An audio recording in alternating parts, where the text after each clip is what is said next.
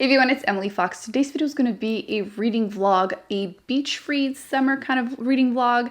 I have been looking forward to reading these two books, which I think are loosely, but still the perfect reads for right now. The first one is Beach Read by Emily Henry. I know a lot of people have commented that this isn't quite a beach read. It's not that summery. Listen, the whole thing is going to be chaotic. So let's just, no judgment, don't think. Beach read, look at it. It doesn't look like something you would read at the beach. Of course it does. So I'm going to be reading this. I read Book Lovers by her earlier, and I really enjoyed it when it came out. So I want to read one more romance this summer. It's not my main genre, but you know, twice a year, why not? So this is the first one. I'm going to start this one today because weirdly enough, even though I'm like, oh, I don't really care for romance, it gives me secondhand embarrassment, I always find myself being way too emotionally invested. So I want that today. I need that today. The second one is even more of a chaotic choice, and it is Into the Drowning Deep by Mira Grant. Yes, it's a horror book, but it's a killer mermaids horror book.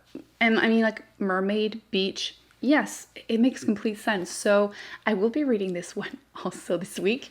I have heard that this is a really fantastic horror book. I've been looking forward to reading it because I was kind of giving up on horror as a genre because I really resent open endings, and I kept reading more and more horror books with open endings, and I just feel like it's lazy writing. So I'm hoping that this will just, you know, scratch the itch.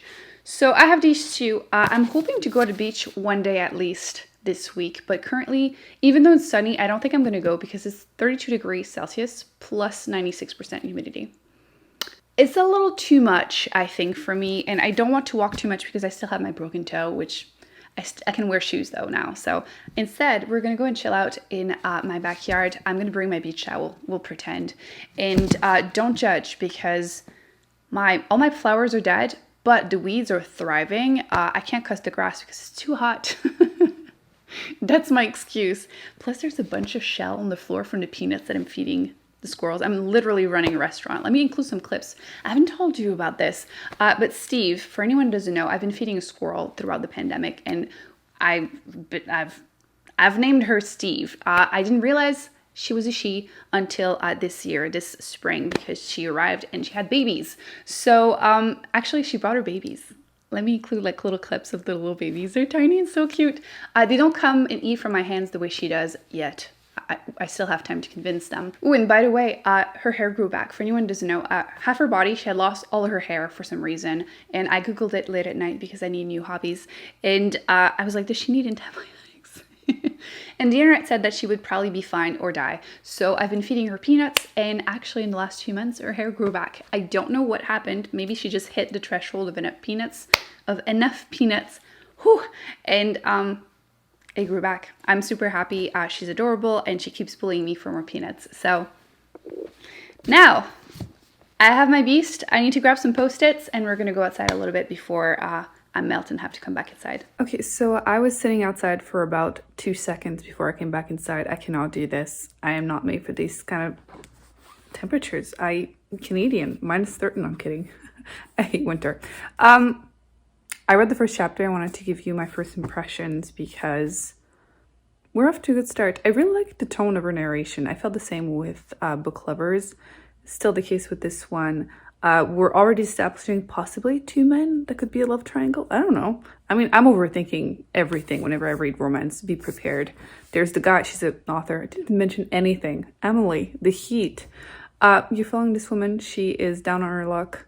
She is a hopeless romantic, and she has to publish a book before the end of summer because she's broke. She just broke up with her boyfriend, and she goes to this cottage that apparently her dad had a secret cottage to cheat on his wife, her mother. Why do men do that when women have cancer? Technically, it hasn't been confirmed that it started when she had cancer, but still.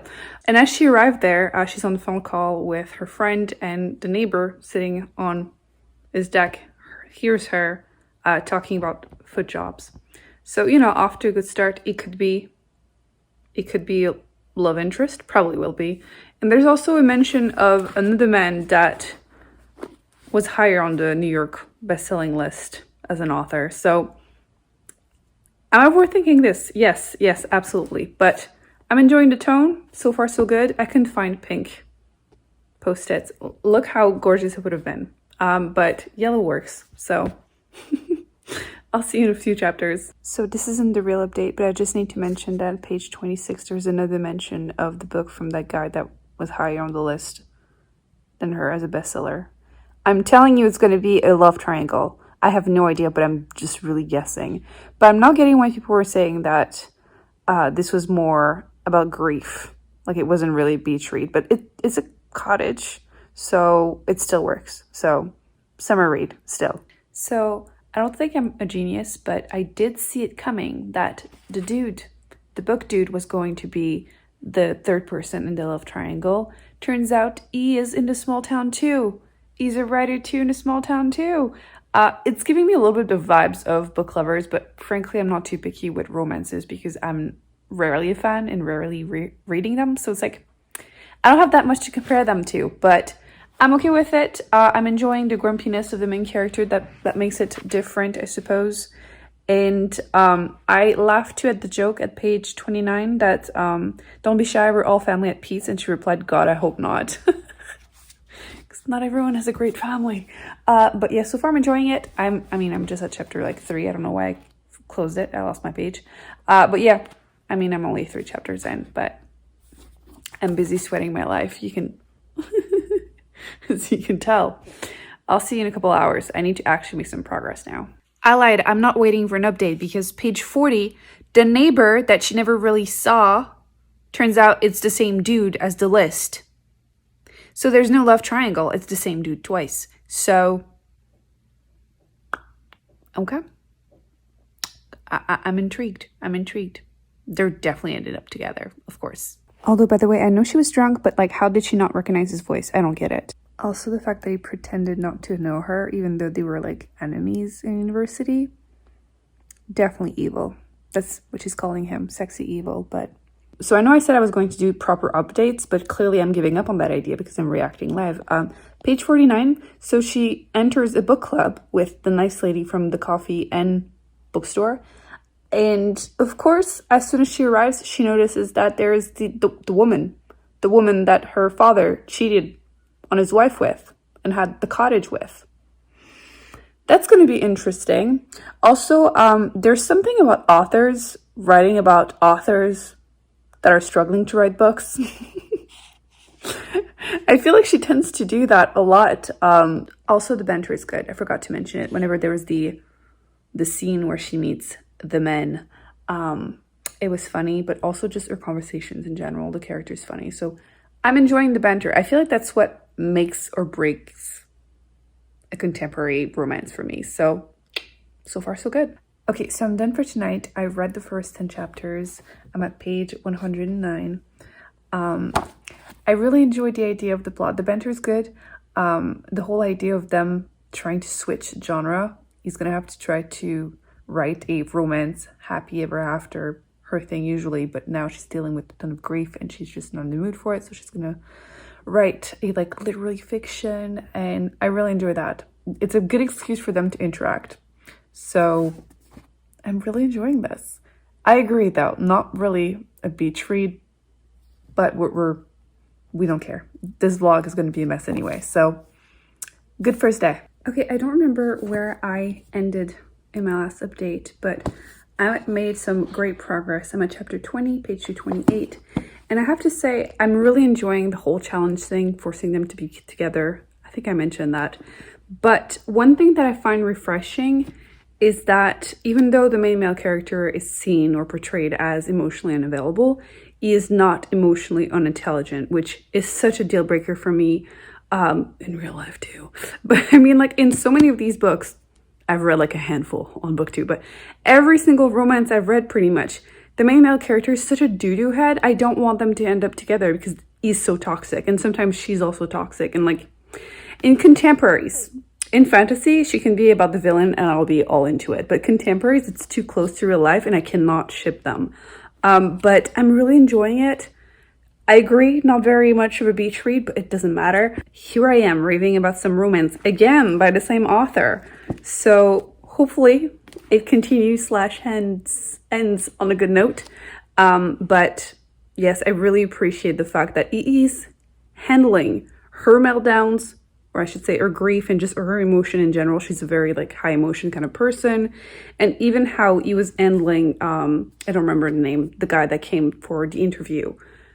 He handled it so well. I'm just really impressed. Maybe the bar is low, but I think that compared to all the other romances that I've read, it's much better. It's refreshing. I'm liking it. So I'll update you when I'm done. So I'm a little teary-eyed. I finished the book and I need to update you because I completely forgot to do that last night.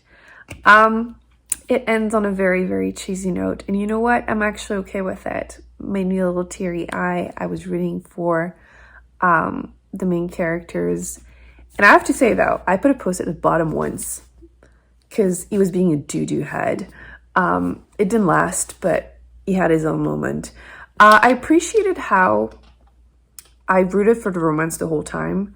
And I appreciated how there wasn't, like, miscommunication trope in the sense that, like, yes, they had, you know, disagreements or, like, moments where things were not going well.